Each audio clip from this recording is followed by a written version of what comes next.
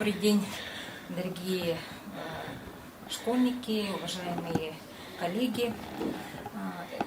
Сегодня мы проводим круглый стол под названием «Школьники в науке и технологиях». Модератором работать буду я, Александра Васильевна Яковлева, проректор Малой академии наук. И цель сегодняшнего круглого стола – это обсуждение одноименного круглому столу проекта. Проект называется «Школьники в науке и в технологиях». Проект, он сейчас, как говорится, какие-то его элементы ранее нами при поддержке целевого фонда будущих поколений были реализованы, но мы хотим этот проект расширить, масштабировать, и сегодня хотели бы услышать мнение как педагогов, так и представителей учреждений, которые готовы работать по этому проекту. И в результате круглого стола мы хотели бы получить от вас конкретные предложения, как в принципе этот проект может в этом году работать, и рассмотреть с точки зрения привлечения, получается, партнеров, которые сегодня у нас присутствуют. Значит, по программе круглого стола у нас круглый стол поделен на два блока. Первый блок у нас представляет себя презентация самого проекта, презентация уже тех, так скажем, структурных частей проекта, которые уже реализованы и, в общем-то, могут быть масштабированы более широко. Это со стороны Северо-Восточного федерального университета, со стороны детского издательства «Кескиль». И, значит, второй блок нашего круглого стола – это уже обсуждение предложений, ответ на ваши вопросы. В общем, мы должны с вами в конечном итоге сделать рабочий такой проект, который был бы полезен и школьникам, и педагогам, и в целом образовательному, так скажем, сообществу нашей республики.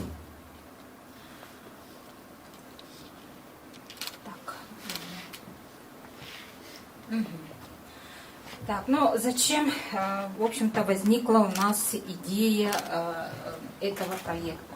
Во-первых, сейчас, на наш взгляд, достаточно хорошо развивается образовательная среда, которая приводит к тому, что и школы, и учреждения дополнительного образования, и наша программа, социальная программа «Шаг в будущее», которая работает в республике с 1996 года, в принципе, имеет уже достаточный опыт для того, чтобы качественно школьники выполняли проектную и исследовательскую работу. В последние годы в связи с национальным проектом образования в школы материально-технически довольно серьезно оснащаются, открываются дополнительные места в учреждениях дополнительного образования и так далее.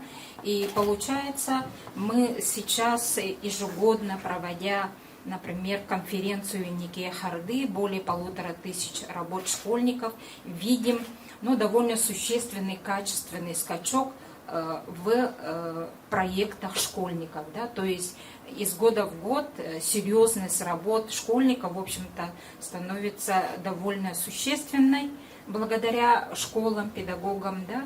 И, в общем-то, на наш взгляд, есть потенциал тех детей, которые мы могли бы, так скажем, масштабировать, распространять их опыт проектной исследовательской работы и в целом, как говорится, формировать имидж школьника-исследователя.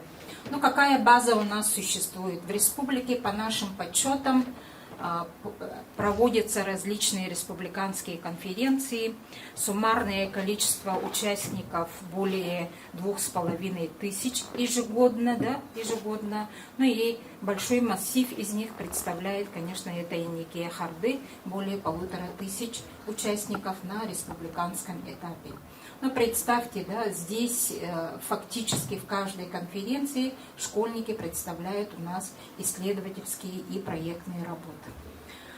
Так, по результатам республиканских конференций ежегодно наши школьники выезжают в более, ну, по нашим подсчетам, курируемые наши конференции, это 16 всероссийских конференций, и более 300 школьников республики ежегодно участвуют на всероссийских конференциях, достигают определенных результатов.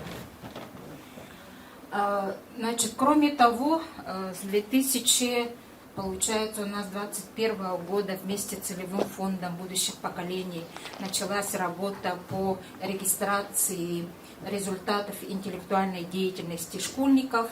Школьники у нас получают патенты в Роспатенты на полезную модель. Значит, да, вот мы видим на программу ЭВМ. Значит, здесь тоже, да, вот видим на патент, ну, разные, на базы данных, на программу ЭВМ, ну и так далее. Вот та работа, которая, в общем-то, нами проведена, получается. То есть вывод какой мы с вами делаем? Мы делаем вывод о том, что, в принципе, проекты школьников, они, в общем-то, в республике довольно широко, как говорится, да, на конкурсных мероприятиях и на республике, и всероссийских конференций, и вплоть до федеральной базы, да, такой Роспатент, они масштабированы, но об этом ни общественность, ни республика и так далее, да, никто фактически особо не знает, да, потому что проекты как были, так и остаются на уровне школы и так далее. То есть вот проходя по проектам школьников на конференции, да, мы видим очень довольно интересные работы, да, которые могли бы быть интересны в целом общественности. Поэтому сегодня, да, мы и в проект, в принципе, у нас поставлен цель такая, что мы должны создать условия для формирования, да, положительного имиджа школьника и исследователя и вообще в целом науки как вот привлекательной деятельности человека. Планируем этот проект реализовать в течение этого года, 2024 года. Но, возможно, проект будет еще продолжен. Так, и, значит, предполагаемые партнеры мы видим: целевой фонд будущих поколений, университет, институты Якутского научного центра и, конечно, значит, наша СМИ, НВК, Кэскель, и надеемся на поддержку движения первых. Значит, проект сейчас частично он реализован, и как мы его видим, из каких компонентов, так скажем, он может существовать и может быть реализован. Эти предложения, они, так скажем, да, требуют обсуждения, вот сегодняшние, да, как раз круглый стол, в общем-то, надеюсь, что поможет какие-то выработать еще, возможно, новые предложения по направлениям, да, по которым будет реализовываться этот проект. Но первое направление – это для распространения опыта школьников на всероссийском уровне, это поддержка выездов на всероссийские конференции. К сожалению, за счет бюджетного финансирования подобные вещи невозможны. Ну, мы дошли к такому периоду, что у нас сейчас поддержка, да, выездов на всероссийские конференции осуществляется в основном за счет родителей, за счет, ну, может быть, муниципалитеты каким-то образом поддерживают, да, поддерживает целевой фонд будущих поколений по детям Арктики, Но хотелось бы, чтобы к этому, РДДМ, да, в прошлом году выезд поддержал одну группу школьников. Поэтому хотелось бы, чтобы эти выезды для распространения опыта исследовательской и проектной деятельности школьников, в общем-то, были явлением массовым, чем единичным. Как мы видим, да, более 2500 детей уже, как говорится, да, имеют быть услышанными уже за пределами нашей республики. Так, мы проводим образовательные интенсивы для того, чтобы помочь школьникам понять, что наука, она не есть, так скажем, да, но чистая наука, открытая наука, что образ исследователя научного, да, всегда он имеет под собой некую, так скажем, ответственность, да, человека, который публикуется, который заявляет, что он что-то придумал, да, и поэтому мы учим писать статьи, которые могут быть рецензированы в РИНС и так далее, да, и школьники заявляются, что они, ну, как бы, да, достоверно своих результатов, авторство своих результатов таким образом поддерживаем. В этом отношении для проведения этих образовательных интенсивов хотелось бы помощи со стороны вот библиотеки, со стороны, значит, детского издательства, те, которые, ну, более так тщательно работают по публикации. Так, и результатом до этих образовательных интенсивов у нас становится публикация школьников. Но ежегодно мы пытаемся эти сборники, статьи выпускать, работать над охранными документами. Это направление, мы надеемся, у нас сохранится. Следующее направление проекта – это видеолекции школьников. Сегодня школьники представят эти видеолекции. Да. Ольга Ксенофонтовна расскажет, как вообще зародилась идея этого направления, этого проекта и как он может быть в дальнейшем, ну, как бы, да, масштабирован и может быть при поддержке там НВК, еще кого-то, да, вот, масштабирован уже более широко в пространстве, медиапространстве нашей республики. Следующее, значит, направление – это конкурсы общественного выбора. Но эти конкурсы мы начали делать в рамках конференции некие харды, потому что экспертное сообщество оценивает по своим критериям, скажем, да, общественность она оценивает по другим критериям, и это движение для того, чтобы привлечь к конкурсным мероприятиям какие-то компании, какие-то общественные организации, тоже по другим конкурсам республиканским нам хочется видеть, чтобы оно было масштабировано, чтобы внимание к детским проектам было усилено. И болезненный момент – это у нас вот контент СМИ о школьниках-исследователях. Как правило, этот процесс у нас носит довольно хаотичный характер. То есть, когда у нас какие-то мероприятия, да, например, некие харды, большие вызовы и так далее, какие-то конференции, представители СМИ приходят, снимают, уходят, как говорится. Да. То есть, системной какой-то работы о, ну, не знаю, понимании научной журналистики, детской научной журналистики, какого-то, ну, я не знаю, канала, либо постоянной рубрики и так далее, да, в нашем медийном пространстве, на наш взгляд, в общем-то, не хватает. Хотя по тем программам, по которым приходят наши дети, выступают, но редакция этих программ всегда после эфира, ну, выражает свое мнение о том, что интерес получился очень замечательный, что дети у вас замечательные, да, но это носит, как говорится, да, не системный, а какой-то точковый какой-то характер. Да, поэтому сегодня, конечно, нам хотелось бы со стороны нашего медиапространства, в общем-то, услышать предложения по тому, как они видят свою работу по масштабированию, да, вообще идей, проектов школьников нашей республики. Ну вот, я, наверное, этим завершу свое выступление. И следующее выступление у нас, значит, да, это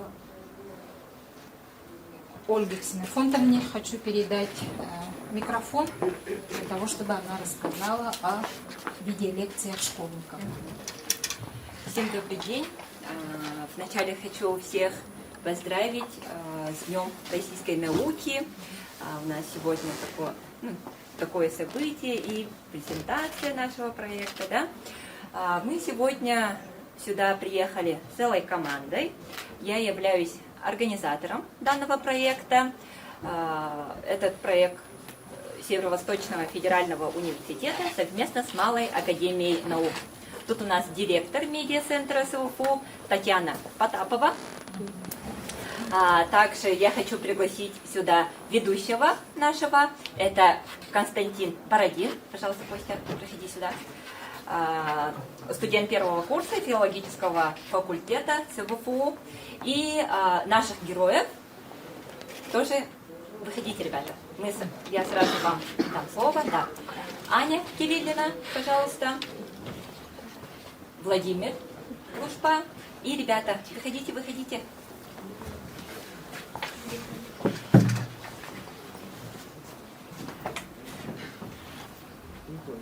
Это все наши герои 3 выпусков, которые были сделаны вот на данный момент. Так, идея нашего проекта, она была, вначале это была мечта. Да? Все мы знаем то, что уже на протяжении 10 лет в нашей республике проводятся научные конкурсы, конференции, шаг в будущее и так далее. Да? Наши ребята, школьники делают очень хорошие исследования высокого уровня.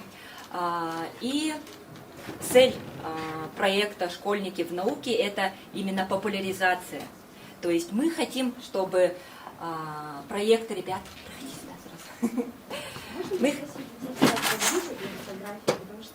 Отсвечивает. Вот сюда, да? Нет, Поближе. Поближе. Вот сюда, ребята. на фотографии у вас будет хорошо видеться. То есть будет. Так, и цель проекта именно популяризировать, показать другим зрителям, показать нашей республике то, что наши школьники делают исследования такого высокого уровня. Не все студенты могут делать такие исследования, да? И вот в конце 2023 года мы уже начали эту работу. Всю техническую монтаж, съемку нам делает медиа-центр СВФУ, и контентный план мы делаем вместе с Малой академией наук. И я хочу слово передать ведущему, так как передача, она очень зависит от ведущего, как он разговаривает, как он ведет. И, Костя, скажи пару слов. Здорово. Я хотел бы, во-первых, поблагодарить Ольгу Ксенофонтовну за то, что она привлекла меня к этому проекту, к нашему. Вот. Хотел бы поблагодарить медиа-центр СВФУ, потому что занимаются непосильным трудом, и это все нужно монтировать, это все вот так вот нужно снимать, такие съемки порой происходят, и экспромтом приходится придумывать тексты, и что-нибудь не так скажешь, ага, переснимай. И это все так кропотливо, и я бы сказал, это очень ювелирная работа.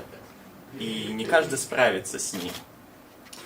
Хочу огромную благодарность вообще высказать таким уникальным детям, которые стоят сейчас здесь, которые трудятся, работают на благо республики, на благо Российской Федерации и вообще на благо науки в целом.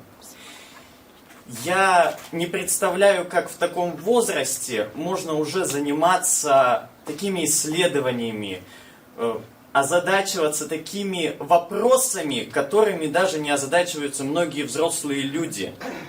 Действительно, дети размышляют на такие темы и занимаются такими исследованиями, которые идут на благо человечества, на благо общественной жизни.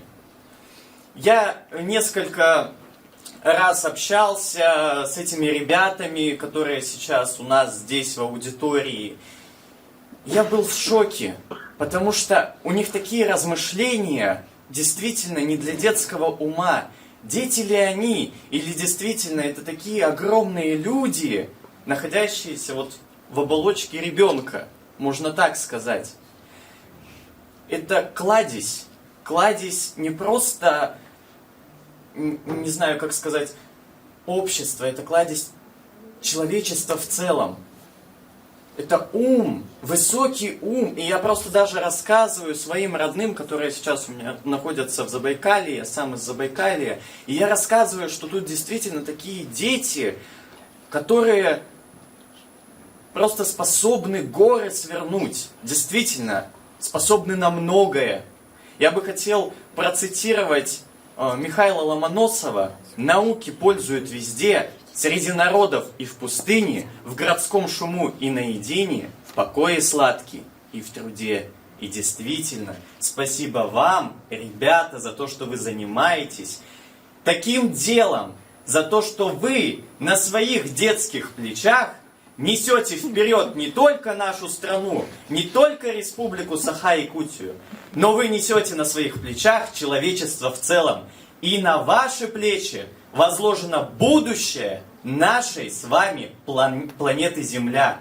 Потому что такие дети вырастают и становятся великими людьми, о которых потом пишут в учебниках, их портреты потом где-нибудь находятся в кабинетах истории, физики, и потом рассказывают учителя: а вот этот ребенок действительно еще с малых лет занимался там изучением химии, изучением языка, продвигал это все, и потом впоследствии открыл там, я не знаю, какой-нибудь адронный коллайдер и создал все, чтобы мы с вами сегодня могли здесь сидеть в комфорте, разговаривать, понимать друг друга и просто любить эту жизнь за то, что она такая непредсказуемая и такая удивительная. А удивительная она, потому что есть и остаются такие замечательные люди. С праздником вас, дорогие друзья!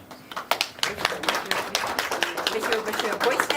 Ну, я ничего добавлять не буду. Вы, наверное, уже поняли, какой у нас уровень, какой уровень нашего ведущего.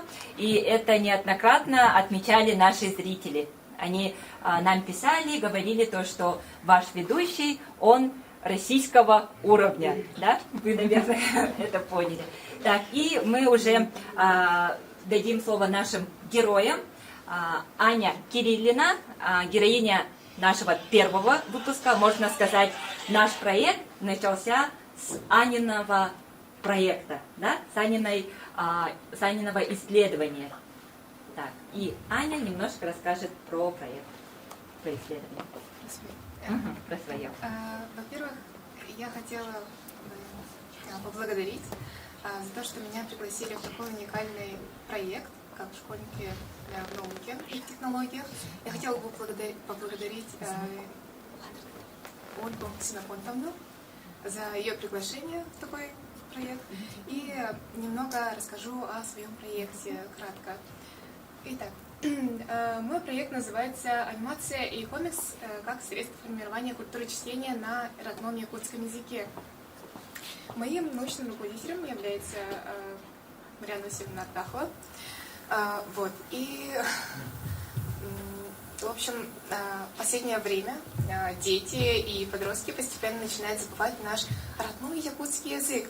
И чтобы исправить и решить эту проблему, мы решили взять самые популярные технологии для детей. Это как анимация и комиксы. Я создала анимацию и комикс по Ломхо Сергею Степановичу Васильевичу Венберген и показала это детям, что помогло им узнать свою культуру, знать, как на самом деле выглядит Олонхо, потому что Олонхо является одним из самых сложных произведений на якутском языке. В нем состоят очень сложные слова, например, и поэтому дети, ну, как бы захалай такая, если по-якутски сказать, верхаталдар, поэтому с помощью иллюстрации в анимации и в комиксах они могут понимать, что в целом происходит.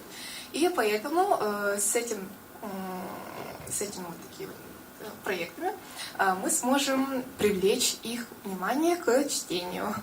Вот такая вот у нас была цель, и наша гипотеза сама и подтвердилась. Вот. Спасибо большое. Далее слово передаю герою нашего второго выпуска. Это Владимир Лушпа. И этот выпуск у нас набрал одно из самых, можно сказать, больших просмотров. И он был, заинтересовались очень многие. Так, пожалуйста. Добрый день. Мой проект – это устройство для уменьшения пыли на дорогах. Пыль является основной проблемой на сельских, грунтовых дорогах. Она ухудшает видимость, что плохо как и для водителей, так и для пешеходов, которые там будут ходить. Мой проект нацелен на подавление пыли на дорогах посредством распыления воды на колесо. Проект я еще разрабатываю, думаю. Может, я поменяю там способ подавления пыли. Может, еще что-нибудь. В общем,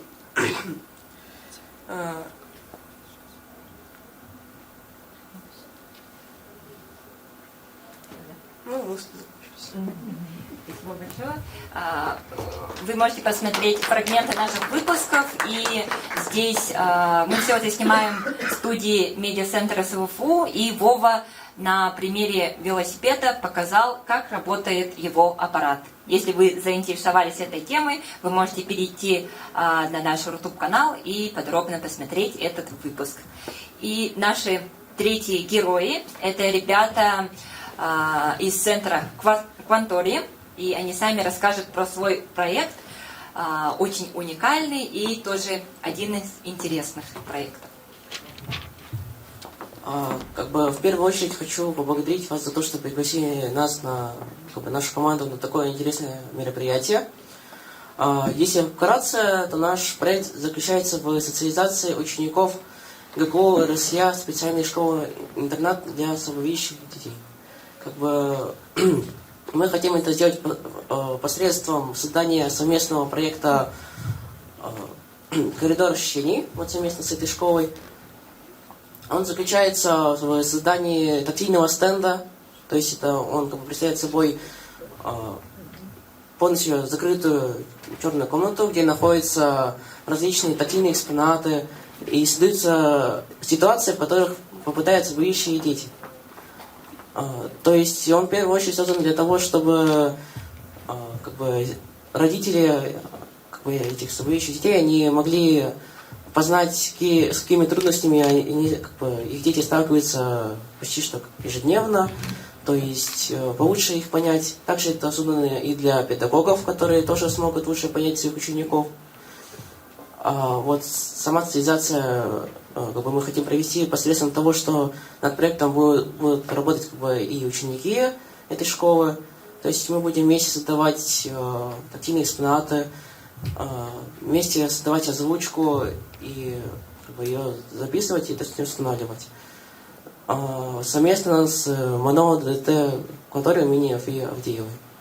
То есть на их базе будут проводиться дополнительные уроки образования, там, где слабовидящие дети будут совместно с другими детьми также создавать проекты.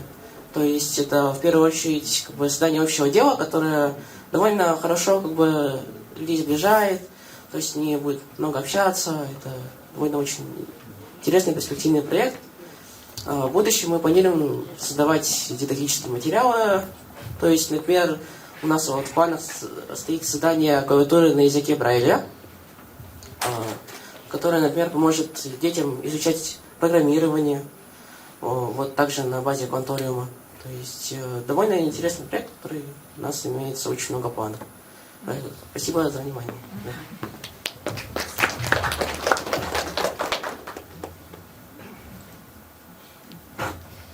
Поаплодируем еще раз нашим героям. ребятам смелым, да, которые не постеснялись, рассказали. Наши выпуски, они имеют продолжительность 7-8 минут. И вы являетесь, наши герои, можно сказать, ласточками, да, первыми ласточками и нашими первыми героями. Еще раз похлопаем. И нужно отметить то, что эти исследования, они уже апробированы, и они уже являются победителями нескольких конференций.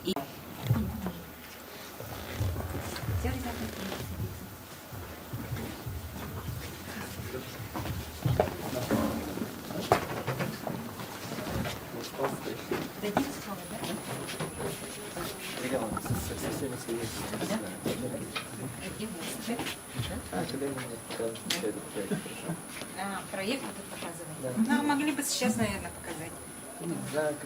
Давайте сейчас покажите. Сейчас Да, лучше, сейчас наверное. покажите. Покажите, да. Ребята, проект покажите, как раз пригласили. Да.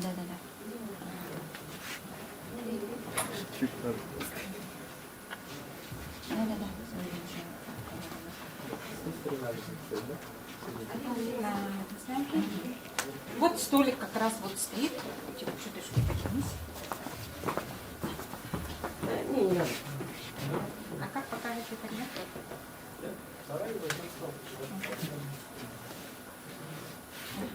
Микрофон, да?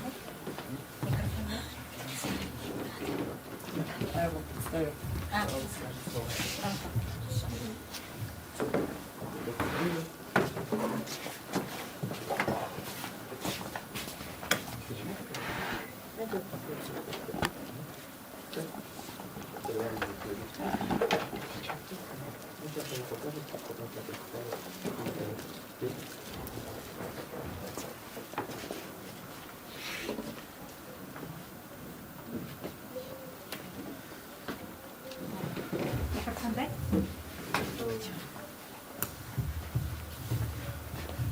То есть, здравствуйте. Еще вот, как бы, повторно надо сказать, про наш проект.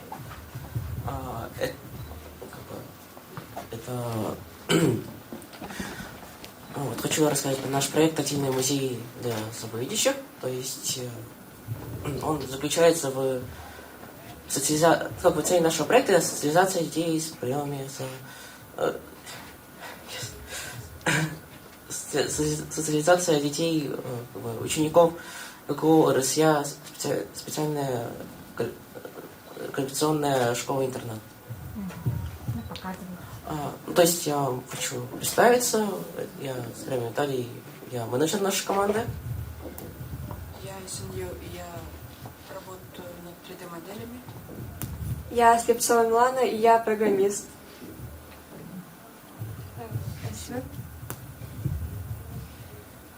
Меня зовут Семен Борисов, я ученик 7 класса Республиканской школы для незрячих людей, являюсь специалистом по экспонатам 3D-моделей тактильного музея.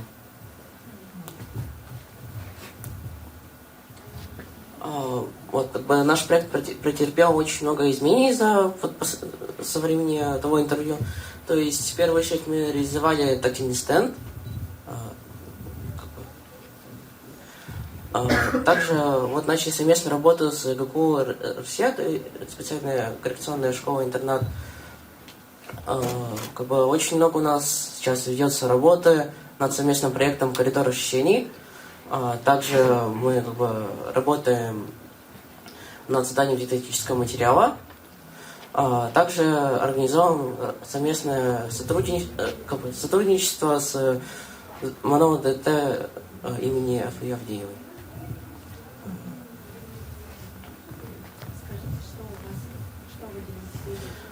То есть это вот наш как бы первый прототип, который был реализован. Это мобильный тактильный музей. Также у нас реализован тактильный стенд. Ну, он довольно большой, поэтому было довольно затруднительно его перевести. Ну, то есть это не так суть важна, как именно то, что у нас собраны все технологии, подготовлены, как бы отработаны все методики работы. Как бы мы вот сейчас готовимся к созданию коридора ощущений. есть прямо сейчас ведется работа по организации совместных занятий ГКО РСЯ и ТТ Кванториум.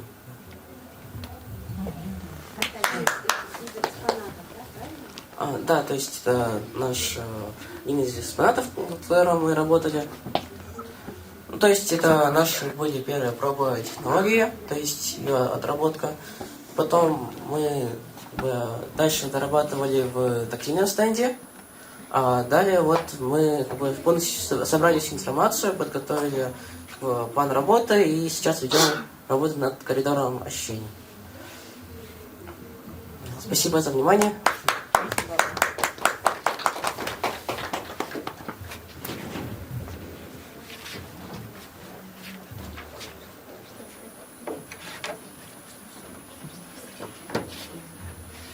Так, ну, пожелаем, наверное, успехов нашей проектной команде, да, чтобы их планы реализовались. Так, сейчас слово я хочу передать Сергею Владимировичу. У нас по презентации брендбука, да, нашего общего, надеюсь, проекта. Всем здравствуйте, да, меня зовут Сергей Владимирович, недавно работаю в Малой академии наук. И, наверное, за это время мы действительно сошлись с коллегами, что у нас, правда, действительно проблема в том, что нет какого-то единого, наверное, медиа, да, просвещения или медиа-сообщества, которое бы действительно рассказывало про какие-то выдающиеся достижения в области науки. Как бы понятно, что есть организации, кто там старается, кто-то может, это в принципе тоже возможно, но, наверное, тут нужно нам правильно нацелиться на какой-то единый результат, да, рассказывать в целом про возможности для населения в том числе, потому что эти проекты в основном для как раз-таки населения, которое будет помогать решать их проблемы. Ну и мы немножко так поработали и предлагаем, наверное, такую небольшую стилизацию брендбука. Немножко сейчас расскажу, да, про какие-то основные концепты, которые мы предлагаем. Это тоже можно будет все, в принципе, обсудить, с вами, в принципе, продумать. В основном это у нас такие, наверное, два цвета. Это зеленый и фиолетовый, но с определенными цветовыми сочетаниями. И в том числе есть, наверное, такой небольшой градиент желтого или охры, который будет акцентировать на какие-то моменты. Думали по поводу в целом оформления. То есть это вот как один из примеров, да, который можно будет в целом использовать для научно-исследовательской деятельности. Наверное, почему мы думаем про брендбук? Потому что это, наверное, такое что-то обобщающее будет, что-то отличительное, да, в регионе, которое, в принципе, будет иметь достаточно большой весомый характер. Ну и думали тоже над логотипом. Наверное, всегда задавались вопросом, с чего начинается наука. Но наука, наверное, начинается с того, что мы изучаем всегда сначала клетку, и поэтому, в принципе, мы подумали, что логотип должен связан быть, наверное, с такой клеточной структурой, чтобы это было понятно, просто и обычно. Ну, наверное, все знают, что есть российские конкурсы, да, которые тоже имеют свой какой-то там брендбук, логотип.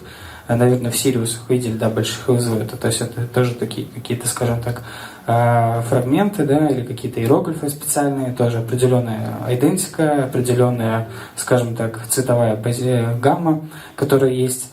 Ну и мы вот предлагаем логотипы не просто разных вариантов, но, собственно, наверное, таких многих, которые будут выглядеть достаточно интересно и, наверное, совокупно, то, что их можно будет объединять в разные форматы.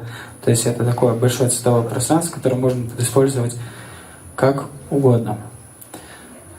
Ну, у меня, наверное, на этом быстро, кратко.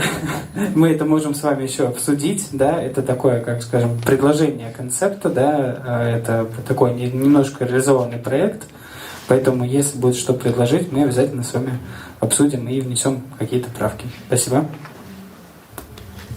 Спасибо, Сергей Владимирович. Сейчас я хочу слово предоставить нашим партнерам, Татьяне Васильевне, главному редактору, да, детских изданий «Кескель». Давайте я более подробнее представлюсь. Вот Татьяна Васильевна Шлямова, главный редактор журнала «Юность Севера. Арктика Ideas» и редакции сетевых проектов детского издательства «Кескель» имени Николая Егоровича Мординова «Мачагая». Можно, да? Спасибо большое.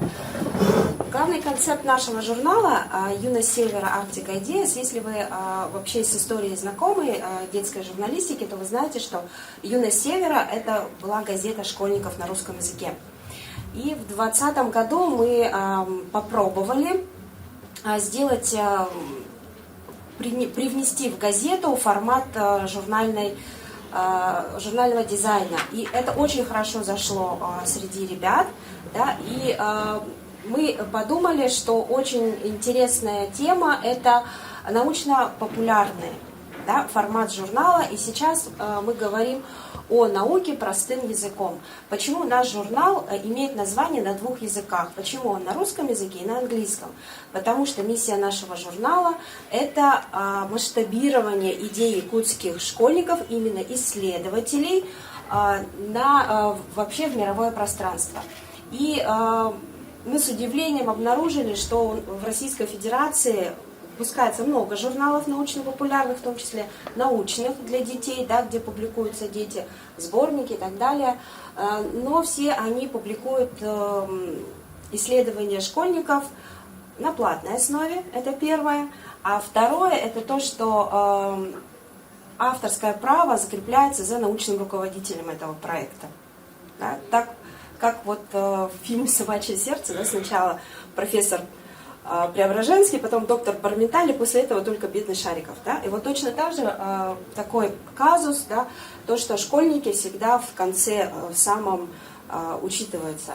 Мы решили переломить ход такой, да, этой традиции, потому что школьники не ограничены в своей фантазии так, как ограничены взрослые. Да? Школьники не думают, сколько мне нужно денег для реализации моего проекта. Да? Они не ограничены в своей фантазии, не ограничены в возможностях своего интеллекта.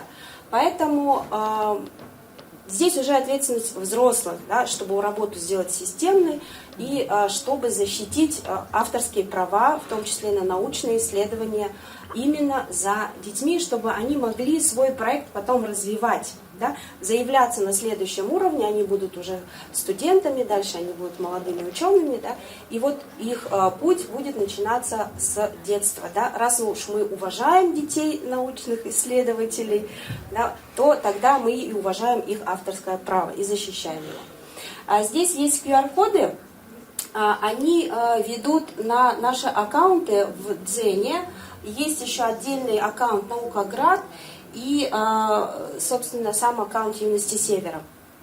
Почему это важно, да, находиться в социальных сетях? Потому что вот очень мне нравится проект лекции школьников. Почему? Он же в социальных сетях публикуется, правильно, да, понимаю? И очень хороший момент то, что будет открываться детский телевизионный канал национальной вещательной компании «Саха», который, конечно же, нужен будет контент, да, им эфирное время нужно будет чем-то заполнять. И я надеюсь, что наши коллеги уже будут хорошими партнерами, уже и вашего проекта в том числе. Да? То есть у вашего проекта уже будет более широкая аудитория на всю республику. Можно следующий? Да? Спасибо большое. Так вот, 4, собственно, задачи, которые выполняет наш журнал. Да, это сохранение авторских прав, повышение интереса к науке среди школьников, популяризация научно-технических разработок. И наш журнал рассказывает о тех направлениях науки, которые сейчас наиболее востребованы и интересны. Да. Почему это тоже важно? Потому что когда ребенок только начинает выбирать тему для своего исследования, то на кого он ориентируется? Чаще всего на взрослых, да? На своего научного руководителя. И, соответственно, получается, он немножко ограничен в том, чтобы видеть, какие есть тренды, да, в науке. В науке тоже есть тренды, и тоже есть мода своеобразная, да? И востребованность. И вот наш журнал как раз-таки ищет такие тренды и рассказывает о них простым языком, поскольку наш журнал не совсем узконаправленный, да, он не только для науки, он вообще для всех подростков, поэтому в нашем журнале все пишется простым языком, максимально доступно. Можно, да, следующий, спасибо.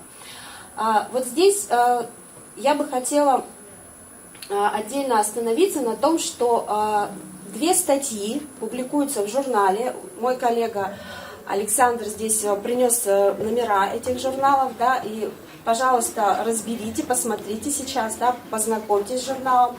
Здесь 2 статьи публикуются по требованиям Российского индекса научного цитирования, да, и там, обратите внимание, первой строкой идет именно школьник, да, ученик, исследователь.